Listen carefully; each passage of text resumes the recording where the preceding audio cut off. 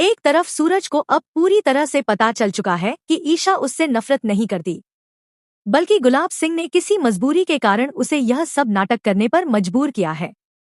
वहीं दूसरी तरफ सूरज भी अपने मन में ठान चुका है कि वह कुछ भी करके ईशा को गुलाब सिंह के चंगुल से आजाद करवाकर वापस घर लेकर आएगा। कहानी की शुरुआत में अगला दिन होली का होता है। सूरज के पापा और ताई माँ बहुत परेशान दिखाई देते हैं। सूरज के पापा निराश होकर कहते हैं कि बेटा, मुझे अब लगता है कि ईशा कभी इस घर में वापस नहीं आएगी। लेकिन सूरज उनकी बात काटते हुए कहता है, नहीं पापा, आप ऐसा कैसे कह सकते हैं? ऐसा बिल्कुल नहीं हो सकता। ईशा जरूर किसी बड़ी मुसीबत में है और मुझे इस बात का बहुत ज्यादा शक हो रहा है। सूरज आगे कहता है कि आज होली का पर्व है और शादी के बाद उसकी यह पहली होली है, इसलिए वह इस मौके पर ईशा को जरूर वापस घर लेकर आएगा और गुलाब सिंह का असली चेहरा भी सबके सामने लाकर रहेगा।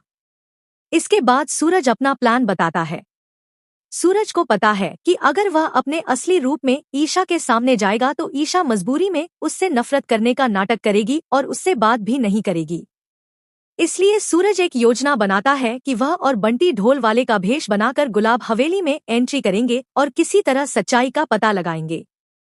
बंटी कहता है, यह तो ठीक है सूरज भैया, मैं आपका साथ देने के लिए तैयार हूँ, लेकिन हम सच कैसे जानेंगे? सूरज मुस्कुराते हुए कहता है, उसकी तैयारी मैं पहले ही कर चुका हूँ, तू उसकी चिंता मत कर। इसके बाद सूरज और बंटी ढोल वाले का भेष बनाकर तैयार हो जाते हैं और गुलाब हवेली में प्रवेश करने की कोशिश करते हैं, लेकिन गेट पर सिक्योरिटी गार्ड उन्हें रोक लेते हैं। दरअसल सूरज ने पहले ही काव्या को सब बता दिया था।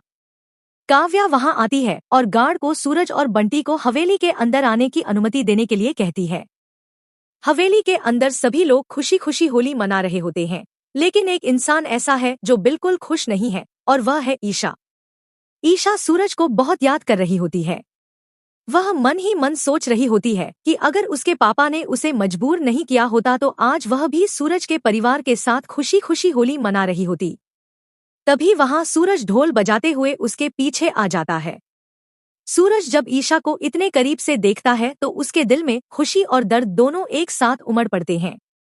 उधर बंटी धीरे से सूरज से पूछता है, भैया, हम अंदर तो आ गए, लेकिन अब अपना प्लान बताइए।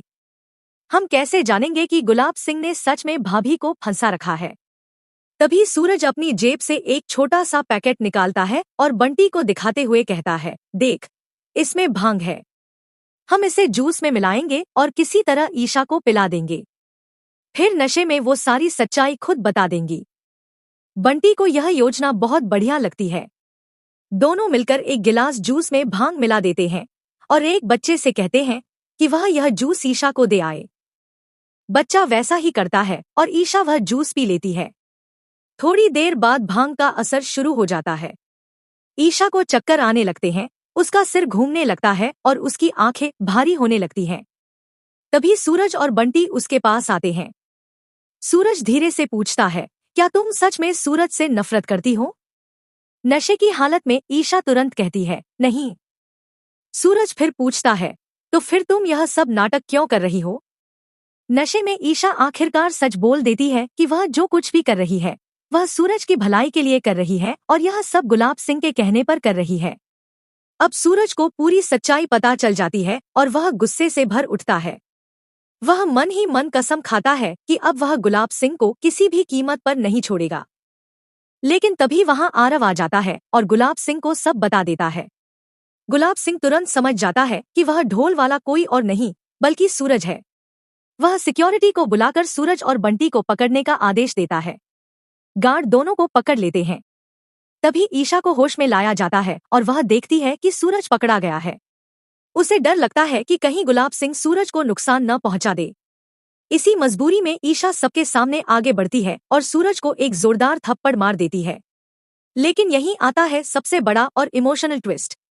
जैसे ही ईशा थप्पड़ मारने के लिए हाथ उठाती है, उसी झटके से उसका असली मंगलसूत्र बाहर आ जाता है। हवेली में सन्नाटा छा जाता है। थप्पड़ सूरज के गाल पर पड़ता है, लेकिन सूरज की नजरें सिर्फ ईशा के गले में लटकते उस मंगलसूत्र पर टिक जाती हैं।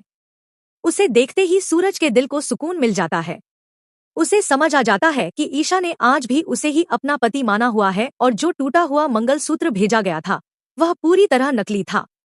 ईशा रोते हुए नाटक करती है और सूरज से कहती है कि वह उसकी जिंदगी से हमेशा के लिए चला जाए।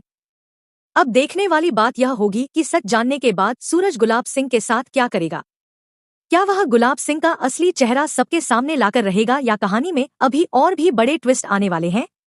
अगर आप भी चाहते हैं कि सूरज जल्द ही गुलाब सिंह का सच सबके सामने लाए तो कमेंट में जरूर लिखें सूरज जीतेगा।